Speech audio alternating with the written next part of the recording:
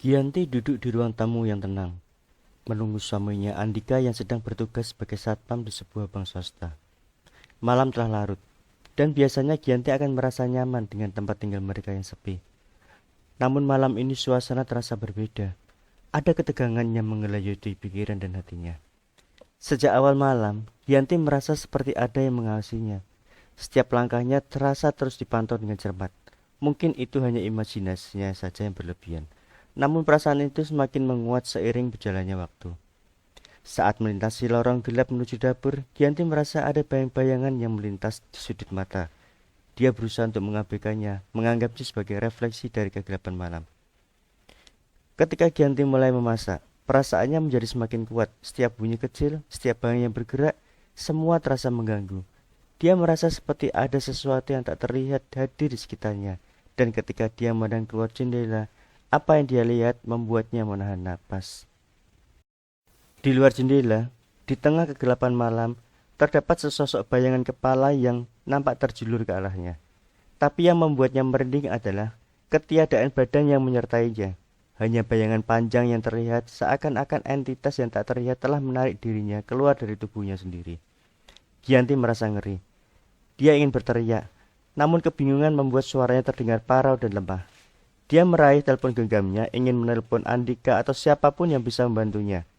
Namun saat dia menatap layar gelap, ia menyadari bahwa sinyal telah hilang. Rasanya seperti ada sesuatu yang memutuskan hubungan komunikasi dengan dunia luar. Dengan gemetar, Gianti mengambil langkah mundur dari jendela. Dia mencoba untuk mempertahankan ketenangannya, mencoba meyakinkan dirinya bahwa itu semua hanyalah khayalan. Namun kehadiran bayangan tanpa tubuh di luar jendela itu jelas-jelas menghantuinya. Dia memutuskan untuk menelusuri rumah, mencari keberanian untuk memastikan bahwa dia benar-benar sendirian. Namun setiap sudut rumah terasa semakin menyeramkan. Seiring langkahnya, bayang-bayang nampak bergerak di sudut-sudut ruangan, menyelinap di balik furniture dan di antara bayangan yang dia ciptakan oleh cahaya lampu malam. Setiap langkah Gianti serasa seperti langkah menuju ke dalam kegelapan yang tak berujung.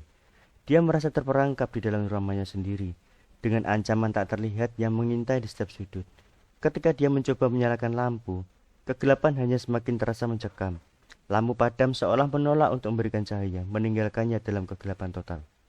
Dengan hati-hati, Gianti kembali ke ruang tamu. Dia duduk di sofa, mencoba menenangkan diri, berharap bahwa Andika akan segera pulang dan mengakhiri ketegangan yang merayapinya. Namun pikirannya terus-menerus kembali pada bayangan tanpa tubuh di luar jendela. Sementara itu di luar rumah, ada kejadian yang tak Gianti sadari, yaitu sosok kepala wanita tanpa badan melayang-layang berusaha mencari celah untuk masuk ke dalam rumah. Sosok itu terlihat sangat kontras dengan suasana malam itu. Cuaca mendadak berubah menjadi sangat redup, ditambah deru angin yang datang seolah mengiringi kehadirannya. Sosok tanpa kepala itu tidak menyadari ada sepasang mata yang mengawasinya dari tadi. Tiba-tiba Gianti teringat tentang sesuatu yang pernah didengarnya dari tetangga, tentang cerita-cerita mengenai makhluk halus yang menghuni daerah tersebut. Cerita-cerita itu selalu dianggapnya sebagai dongeng belaka. Namun sekarang, di dalam kegelapan malam yang menakutkan, cerita-cerita itu terasa lebih nyata dari sebelumnya. Gianti terduduk dalam kegelapan, mencoba untuk menenangkan diri. Namun setiap suara kecil terasa seperti teriakan di dalam keheningan malam. Dia merasa terjebak, terperangkap di antara kenyataan dan hayalannya sendiri. Beberapa jam berlalu tanpa kehadiran Andika. Setiap detik serasa seperti jam yang panjang. Setiap detik yang dihabiskan dalam kegelapan serasa seperti siksaan yang tak berujung. Gianti merasa seperti tenggelam dalam ketakutan, tanpa jalan keluar yang jelas. Tiba-tiba ada suara di luar pintu. Gianti melompat dari sofa dengan keringat dingin membasahi tubuhnya. Apakah itu Andika? Atau sesuatu yang lain, sesuatu yang lebih mengerikan? Dengan gemetar, Gianti melangkah mendekati pintu itu.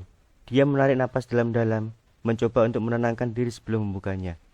Ketika dia akhirnya membuka pintu, apa yang dia temukan membuatnya terdiam dengan nafas terengah-engah. Di depan pintu, berdiri Andika. Wajahnya pucat pasi dan matanya berkaca-kaca. Dia terlihat seperti orang yang telah melalui sesuatu yang mengerikan. Sebelum Gianti bisa bertanya apa yang terjadi, Andika menyeretnya masuk ke dalam rumah dan menutup pintu dengan keras. Gianti, kamu harus mendengarkan aku, kata Andika dengan suara serak. Ada sesuatu di luar sana, sesuatu yang tak dapat dijelaskan. Gianti menatap suaminya dengan mata terbelalak. Apakah Andika juga melihat bayangan tanpa tubuh di luar jendela? Ada apa Andika? Apa yang kamu maksud? Tanya Gianti dengan suara gemetar. Andika menarik napas dalam-dalam sebelum menjawab. Ketika aku sedang berpatroli di sekitar komplek, aku melihat sesuatu yang tak wajar.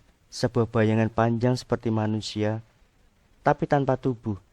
Itu mengawasimu Gianti, seolah mengikutimu, mengikuti setiap gerakanmu dari luar rumah.